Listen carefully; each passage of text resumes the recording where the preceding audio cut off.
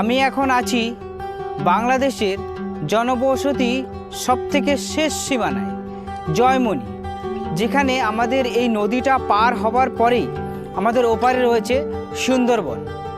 এই সুন্দরবনে যাওয়ার জন্য আপনারা এখান থেকে এসে আপনারা লঞ্চে করে বা নৌকায় করে ট্রলারে করে আপনারা সুন্দরবনে ঘুরতে চাইলে ঘুরতে যেতে পারবেন।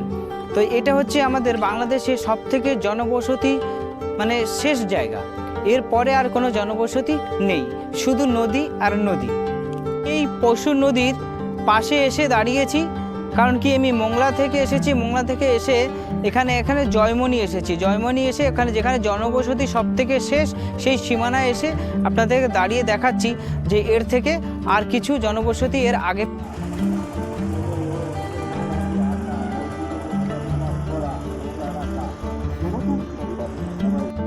ওই দেখুন দূরে সুন্দরবন দেখা যাচ্ছে, মানে এপার থেকে আমরা এখন এই পশুর নদীর আমরা যে পাড়ে দাঁড়িয়েছি জয়মনিতে, জয়মনির ওপারে হচ্ছে গিয়ে সুন্দরবন। সুন্দরবন এখান থেকে আমরা 1.5 কিলোমিটার যাওয়ার পরে আমরা সুন্দরবনকে দেখতে পারবো। মানে নদীটা 1.5 কিলোমিটার চওড়া। আমরা সুন্দরবনের কত কাছে চলে এসেছি বাংলাদেশে। পুরোটাই হচ্ছে গিয়ে সুন্দরবন। আপনারা দেখতে পাচ্ছেন যে ওপারটা হচ্ছে গিয়ে পুরো সুন্দরবন। এটা হচ্ছে ট্রলার। যেসব নৌকার মধ্যে এরকম মোটর লাগানো সেগুলো হচ্ছে ট্রলার। এই ট্রলার করে করে এখানকার সবাই তাদের মাছ ধরে এবং মাছ ধরে বিক্রি করে। আর এটা হচ্ছে গিয়ে নৌকা, যার মধ্যে আপনাদের মোটর লাগানো নেই, তারা হচ্ছে গিয়ে নৌকা। দেখুন সব পরপর এই পশুর নদীর পাশে সব নৌকা দাঁড়ানো রয়েছে এবং এখান থেকে সবাই মাছ ধরে জীবিকা নির্বাহ করেন। এই সমুদ্রে যে সামুদ্রিক কাঁকড়া হয়, সেই সমুদ্রের কাঁকড়া ধরার জন্য এইগুলোকে এখানকার ভাষায় বলা হয় চারো। এই চারোতে করে সমুদ্রের কাঁকড়া ধরা হয়। দেখুন যে এই সমুদ্রে যে মাছ ধরবার জন্য যে নৌকা তৈরি করছে, যে আপনারা যে নৌকাগুলি দেখেন সেই নৌকাগুলি কিভাবে তৈরি করছে ওখানে দেখুন। যে আমিও দেখলাম এই বাংলাদেশে এসে এখানে দেখুন যে নৌকা তৈরি করছে, নতুন নৌকা। এইভাবে সবাই নৌকা তৈরি করে। এটা সবে তৈরি শুরু হয়েছে, এখনো পর্যন্ত শেষ হয়নি। এইসব ট্রলার এবং নৌকা সব এখানে রয়েছে। এইগুলিতে করে সবাই মাছ ধরতে যায় বা কাঁকড়া ধরতে। আমি এখন পশুর নদীর পাশে এসেছি, পাড়ে এসে আপনাদেরকে দেখাচ্ছি কিভাবে এখানকার সবাই জীবিকা নির্বাহ করে। এবং জীবিকা নির্বাহ হিসেবে এখানে সবাই মৎস্যজীবী, সবাই মাছ ধরে এবং কাঁকড়া ধরে এবং সামুদ্রিক সব মাছ ধরে সবাই এখানকার জীবিকা নির্বাহ করে। আর এখানে দেখতে পাচ্ছেন সমুদ্রের পাড়ে সব ছোট ছোট সব ঘর করে এখানে থাকে, সবাই বসবাস করেন। এবং এই যে আমাদের পিছনে দেখতে পাচ্ছেন যে সব নৌকা, এই নৌকায় করে করে সবাই মাছ ধরে এবং জীবিকা নির্বাহ করে। এখানে দেখুন সব দূরে শুধু নৌকা আর ট্রলার, এই নিয়েই সবাই এখানকার জীবিকা নির্বাহ করে। তো বাংলাদেশের জীবিকা তেমন বেশি ভালো না, সবাই চাষবাস করেন বা মৎস্যজীবী মাছ ধরে, মাছ কাঁকড়া এইসব ধরে এখানকার জীবিকা নির্বাহ করে। এখানে আবার একটা ট্রলারকে রিপেয়ার করছে। তো এইভাবে যারা ট্রলার চালায় তাদের সঙ্গে সঙ্গে সবাই এই রিপেয়ারিং জবও তারা শিখে রাখে। এরকম সব ছোট ছোট ঘর করে সমুদ্রের পাশে ঘর করে সবাই বসবাস করে।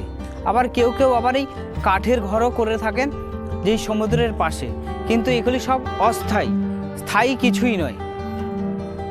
সবাই মাছ ধরে এইভাবে ছোট ছোট মাছ এভাবে বিক্রি করেন। এটাকে বলা হয় বাগদা মাছ, এখানকার বলা হয় বাগদা মাছ। এই বাগদা মাছই বড় হয়ে সেই বাগদা চিংড়ি যেটাকে বলা হয় সেটা হয়ে যায়, তার বাচ্চা এগুলি। আমি বাংলাদেশের একদম শেষ, মানে যেখানে জনবসতি শেষ, সেখান থেকে আপনাদের দেখানো শুরু করেছি এই সুন্দরবন থেকে। এবং একে একে আপনাদেরকে দেখানোর চেষ্টা করব যতদূর সম্ভব আপনাদের বাংলাদেশের জীবিকা, বাংলাদেশের কর্ম কী, সমস্ত কিছু আমি এখান থেকে বোঝানোর চেষ্টা করব আপনাদের। বাংলাদেশকে আমরা টিভিতে দেখেছি, বইয়ে দেখেছি, এবং আজ আমি বাংলাদেশে এসে দেখছি। এবং এখানে এসে দেখার পরে এখানে সমুদ্র এখানে রাস্তাঘাট, এখানে সড়ক পথ, এখানে রেলপথ সব কিছুই আমি পর্যবেক্ষণ করছি। তো দেখে আমি একটুখানি বুঝতে পারলাম যে বাংলাদেশ এবং ইন্ডিয়া এই দুটোর মধ্যে বাংলাদেশের রেলপথের চেয়ে আমাদের ইন্ডিয়ার রেলপথ অনেক উন্নততর। কারণ বাংলাদেশের সড়ক পথ হিসেবে বাস এবং টোটো, অটো এইসবই বেশি চলে। তো আমি এখন এসেছি বাংলাদেশের শেষ জনবসতি এলাকা, যেখানে জয়মনি। তো এই জয়মনির এখানেই রয়েছে পশুর নদী। এই পশুর নদীর ওপারেই রয়েছে সুন্দরবন। এটা দেখতে পাচ্ছেন যে এই নদীটাকে ক্রস করে ওপারেই গেলে এই নদীটার দৈর্ঘ্য 1.5 কিলোমিটার। ওপারে গেলেই আমরা সুন্দরবনে পৌঁছে যাব। তবে এখানে সুন্দরবনে যাওয়ার জন্য লঞ্চে করে বা ট্রলারে করে আমাদেরকে ওপারে যেতে হবে। এখানে এসে আমি আরও দেখতে পারলাম এবং জানতে পারলাম এই পশুর নদীকে গভীর করার জন্য খনন করা হচ্ছে। এর নিচের যে বালি আছে সেই বালিকে তুলে নেওয়া হচ্ছে। তুলে নিয়ে এই পশুর নদীকে আরও গভীর করা হচ্ছে, যাতে আমাদের এবং সকলের বন্দরে জাহাজ ঢুকতে কোনো অসুবিধা না হয়, নদীর গভীরতা যেন বজায় থাকে। পশুর নদীকে গভীর করবার জন্য এখান থেকে তার মাঝখান থেকে বালি তোলা হচ্ছে। বালি তুলে একে গভীর করা হচ্ছে এবং এখান থেকে 10 কিলোমিটার দূরে গেলেই আমাদের মোংলা বন্দর।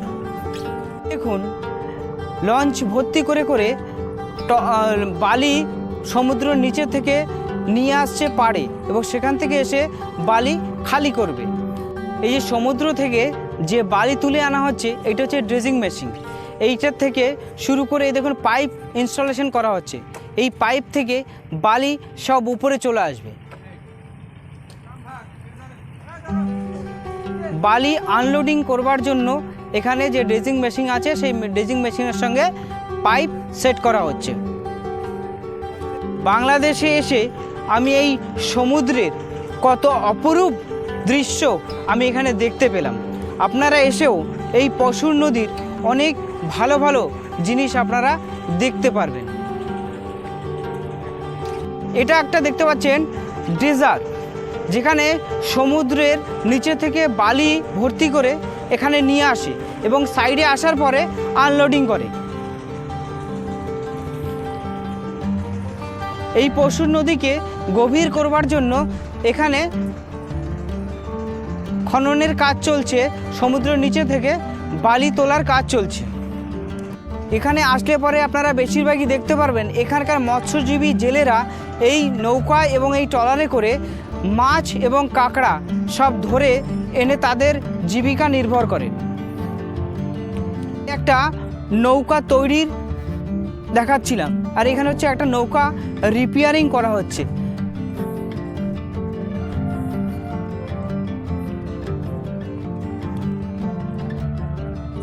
পশু নদীর পাশেই যে সব মাছ ধরে ধরে আনছে, সে ধরে ধরে আনার পরে আমি একটা স্টলে ঢুকলাম। স্টলে ঢুকে দেখতে পেলাম যেখানে সব ওই বাগদা চিংড়ির সব বাচ্চাগুলিকে কিভাবে ধরে ধরে এখানে কাউন্টিং করে রাখা হচ্ছে এবং পরবর্তীতে এইগুলিকেই অন্য জায়গায় সাপ্লাই করা হবে বা বিক্রি করা হবে।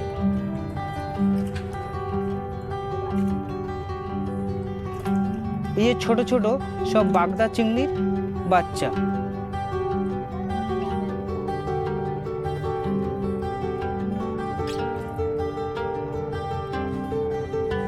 আপনারা দেখতেই পাচ্ছেন কেমন সরু সরু সুতোর মতন বাগদা চিংড়ির বাচ্চাগুলিকে দেখতে লাগছে।